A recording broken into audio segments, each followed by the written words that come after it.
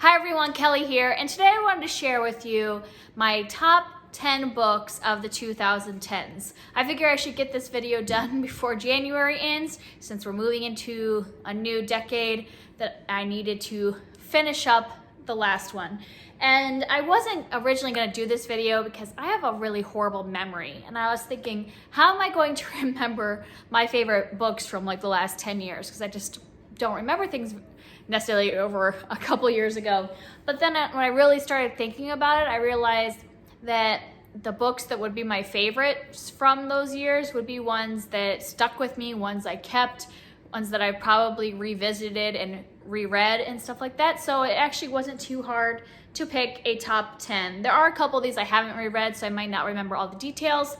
And so I don't necessarily remember what order I read them in because I didn't start recording my books till 2018 on Goodreads, but I know I read them all within the 2010s because we moved to Illinois in 2009, right before, like in the second half of 2009, and I know that I read all of these while I was living in Illinois, so it would have been in the 2010s. So let's start with the first one, which I know exactly when I read this one because it was Christmas of 2011, and that was The Hunger Games. And I don't know, I think my favorite would probably be Catching Fire, but I'm just going to count this as like one entity reading this trilogy because when it was Christmas, I remember specifically Christmas 2011 because I knew which house we were living in, and my husband had just gotten a Kindle for Christmas, and the first books he put on there were The Hunger Games because my dad had recommended them to him. And after he started reading them, I was like, oh, I would like to read it too. And I basically confiscated his Kindle for like 3 days and wouldn't give it back to him until I had finished the whole trilogy. And I just loved it. And so then I ended up reading it several times on my own. My husband bought me a Kindle after that because I kept stealing his.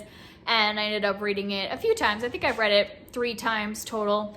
And I really do enjoy it. I think that in its time, you know, Hunger Games was the like height of YA dystopian of the like, well, it was around, when did it end? Like 2010, so like the beginning 2000s.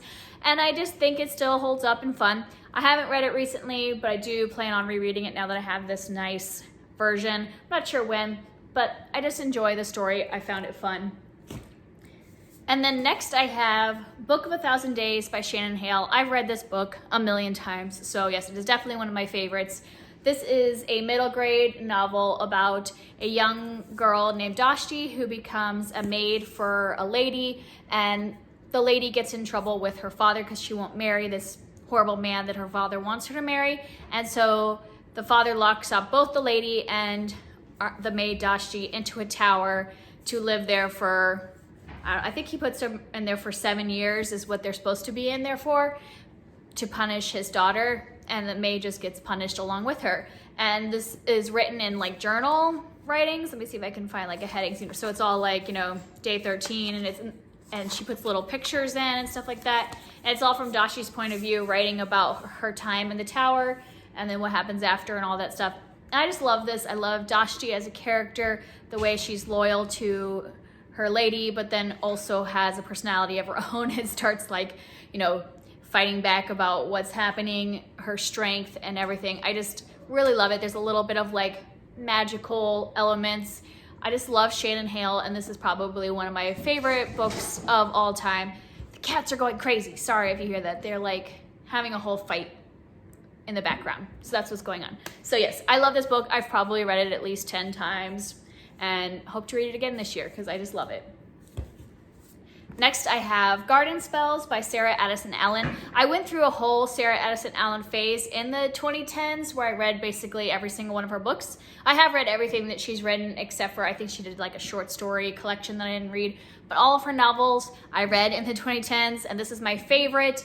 I just don't necessarily read this style anymore. This is more like women's fiction, and it's not necessarily something that I'm as interested in now, but I'll hold her novels in a special place because I really enjoyed them, and I would like to revisit a couple of them in the next couple of years. I did reread one of hers last year and still enjoyed it. Maybe not as much as I did the first time, but still think they're fun. They always have like a little slightly magical element in their family stories. This one is about the Waverleys, and I can't think of the main woman, Claire. Claire is a woman that lives on her own, and she's a baker, and when she bakes things, she kind of like puts feelings into the food, and it causes the people that eat them to have those feelings, so there's a little magic involved in that.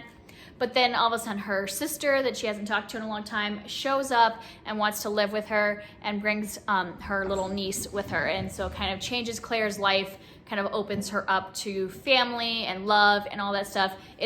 There is a romance in here that's sweet, so, and a apple tree that likes to throw apples at the people that live there. So there's just little magical elements. I do want to reread this again soon. I think I've read it twice, but I want to read it again because it's been quite a few years since I've read it, and it was just a magical, sweet story.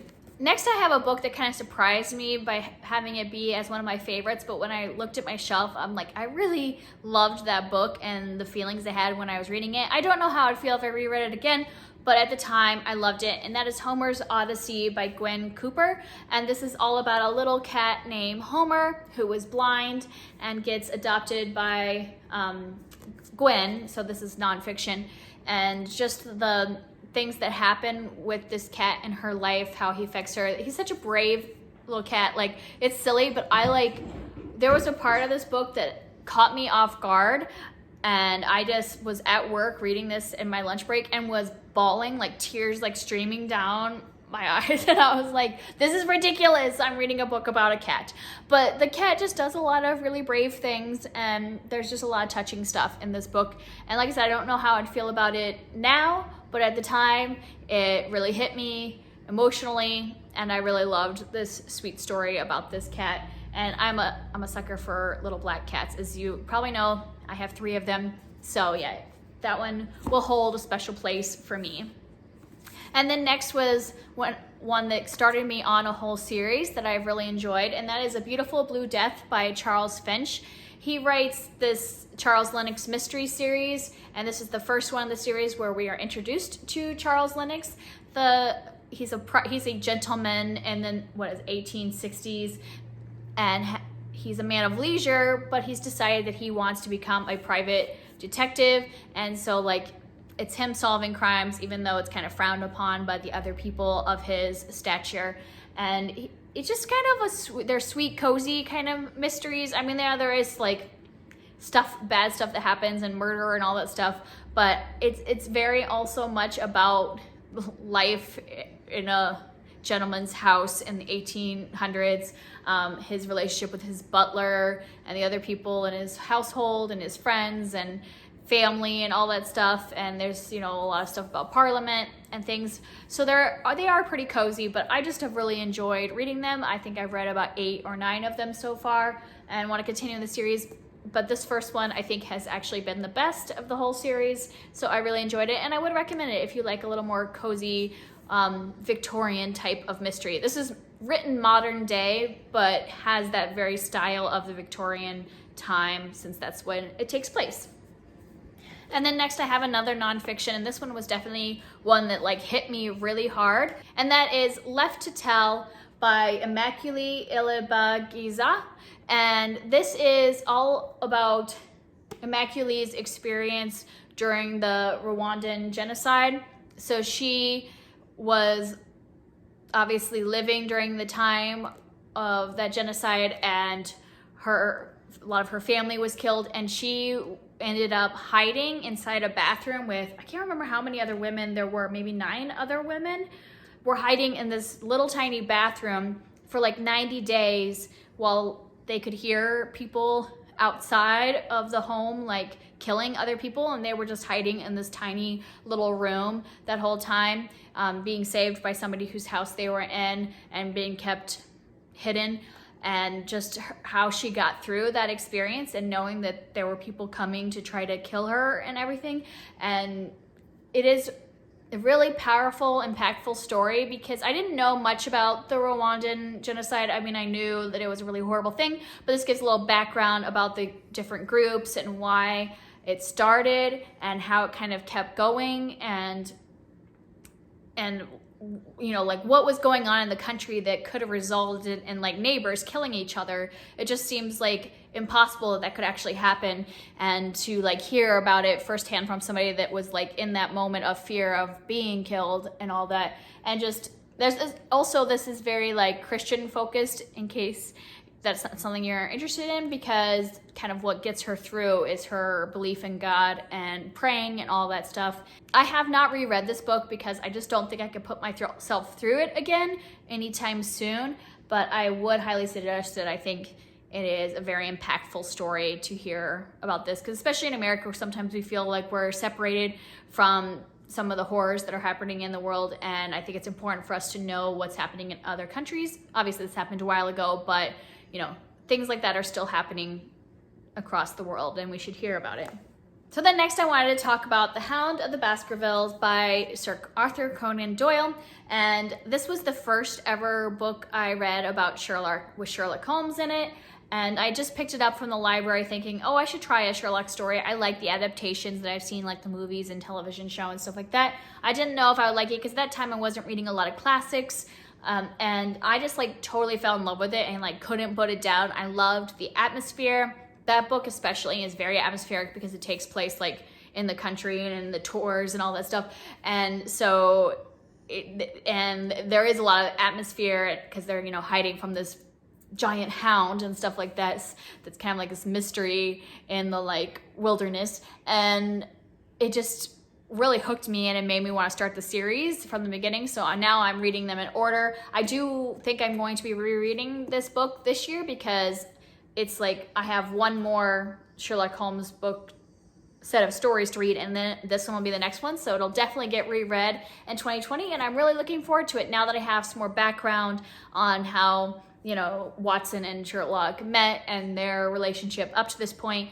This book I think will be a little more impactful now, even though I really loved it the first time. So I'm very excited to be doing a reread of this, and I loved this book. Next, we're getting into just the last like probably 3 years and when I started watching BookTube. So up until that point, these were all books I had kind of found on my own or through recommendations of family and friends. And then I started watching BookTube in the end of 2017, I believe, or middle of 2017, and I got a bunch of recommendations from there. So the next two, at least, I got recommended through BookTube and just loved them. The first one was Illuminate. I never would have probably picked this up. I would not have even known about its existence if it hadn't been for BookTube. And I started reading and I was like, is this really gonna be for me? Because, you know, it's got like the mixed media and, you know, it's YA, sci-fi. It didn't seem like something I'd be interested in. And I was like hooked. I read this in 2 days, even though it's huge. And I just loved it. I'm really looking forward to rereading this year, the whole series, because I read them kind of staggered because they weren't out yet. The whole series wasn't out yet when I started it, and I want to read them all in a row this year, and I just really loved it. I thought it was a lot of fun. There were parts that were scary, there was cute romance, and I just enjoyed my entire experience reading this. I especially loved the first book. The second and third book I enjoyed too, but the first book was my favorite. And then another recommendation from BookTube was I read The Martian by Andy Weir, and I love this. This is one of my favorite books from 2018, and once again, it was sci-fi. I never really thought that I liked sci-fi until, you know, picking up Illuminate and then The Martian, and they're two of my favorite books of the last 10 years. I just loved this book. It was just so entertaining. I loved our main character and his personality, because, you know, when you have one person that's basically narrating the entire book, you got to really enjoy their personality because you're stuck with them for a long time.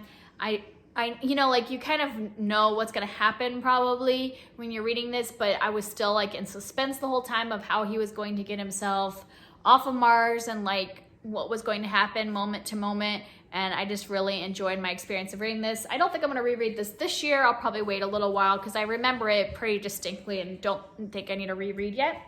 And then I have my favorite book probably from 2019, and that's Into Thin Air by Jon Krakauer, which is a nonfiction book about his experience on Mount Everest. And you probably heard me talk about this because I have raved about it a lot in the last year, and I just really enjoyed it because it was very interesting to hear about his experience mountain climbing and then like the tragedy that would happen on Mount Everest that year from his personal account, him being there. And I just thought this was a really good book. and had me captivated. So those are my 10 favorite books from the 2010s. I am looking forward to this year rereading some of these, and then some I'll probably save for another time if I'm not quite ready for them. So let me know what your favorite books were from the 2010s. I would love to hear from you. Thanks. Bye.